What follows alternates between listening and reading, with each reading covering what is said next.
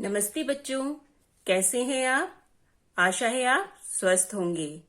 मैं आपकी हिंदी विषय की अध्यापिका नीलिमा इक्का। आज मैं आपको आपकी पाठ्य पुस्तक छवि में से पाठ 14 शिक्षा बड़ी या धन पढ़ाने जा रही हूँ। इस कहानी से हमें यह पता चलेगा कि शिक्षा बड़ी होती है या धन।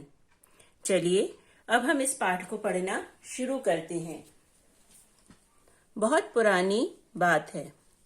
एक राजा वन में शिकार की खोज में इधर उधर घूम रहा था। तभी अचानक आंधी आ गई।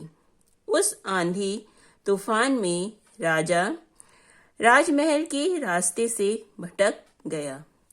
भूख, प्यास और थकान के कारण राजा जंगल के किनारे एक टीले पर बैठकर आराम करने लगा। थोड़ी देर बाद उसने देखा कि 3 बच्चे बातें करते हुए कहीं जा रहे थे। राजा ने उन बच्चों को बुलाया। सुनो बच्चों, जरा यहाँ तो आओ। बच्चे राजा के पास आकर बोले, महाराज, आपको कोई परेशानी है? महाराज बोले, मुझे बहुत प्यास और भूख लगी है। क्या थोड़ा जल और भोजन मिल जाएगा? बच्चों ने उत्तर दिया, हाँ, जरूर मिल जाएगा। पास ही में हमारा घर है। हम घर जाकर कुछ खाने पीने के लिए लेकर आते हैं। बच्चे अपने घर से भोजन और जल ले आए।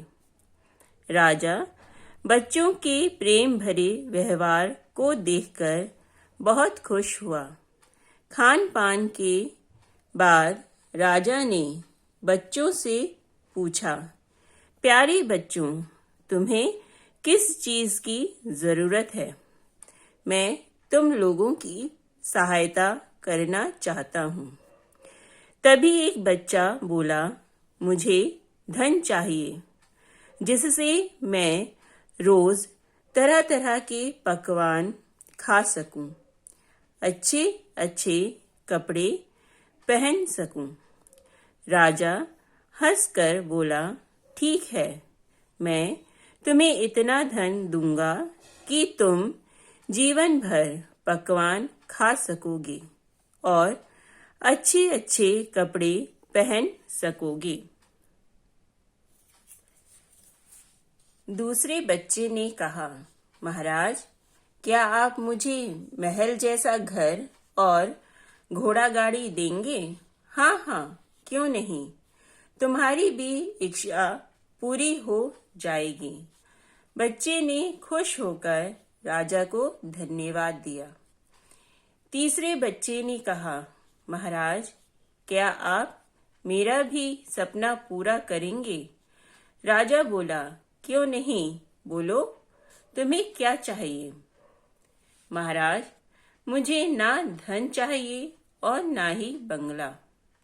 मुझे तो आप ऐसा आशीर्वाद दीजिए कि मैं पढ़ लिख कर विद्वान बन सकूं, मैं अपने देश की सेवा कर सकूं। राजा तीसरे बच्चे की इच्छा सुनकर बहुत प्रभावित हुआ। राजा ने तीसरे बच्चे के लिए अच्छी शिक्षा का प्रबंध कर दिया।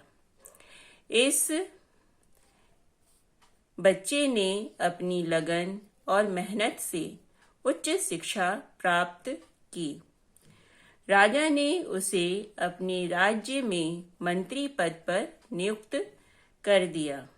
वह विद्वान था, इसलिए सब उसका सम्मान करते थे।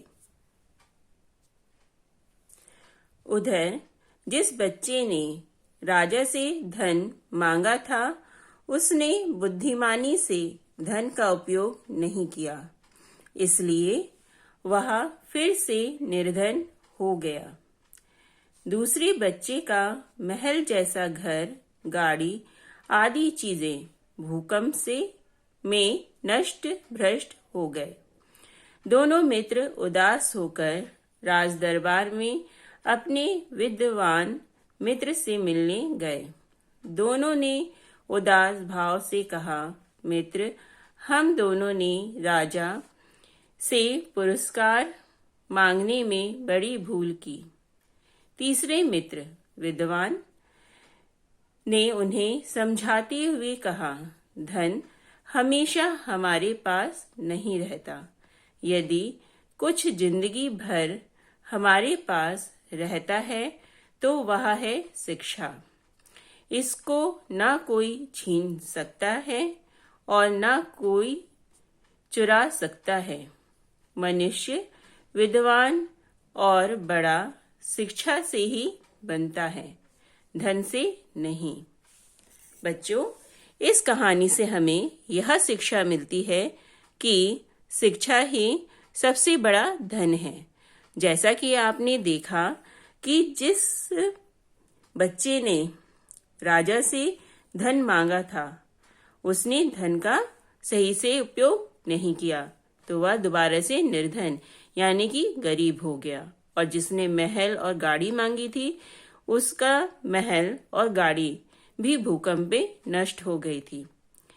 लेकिन जो तीसरा बच्चा था, जिसने राजा से कहा था कि मुझे ऐसा आशीर्वाद दीजिए कि मैं पढ़ लिख कर विद्वान बन सकूं और अपनी देश की सेवा कर सकूं, वह आगे चलकर राजदरबार में मंत्री पद पर नियुक्त हुआ।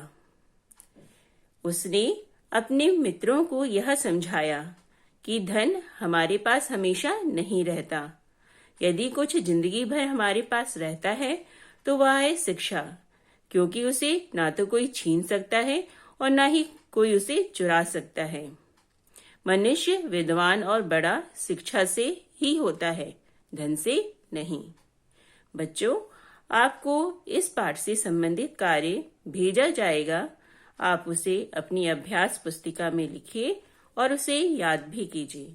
अच्छा बच्चों, धन्यवाद। घर पर रहिए, सुरक्षित रहिए।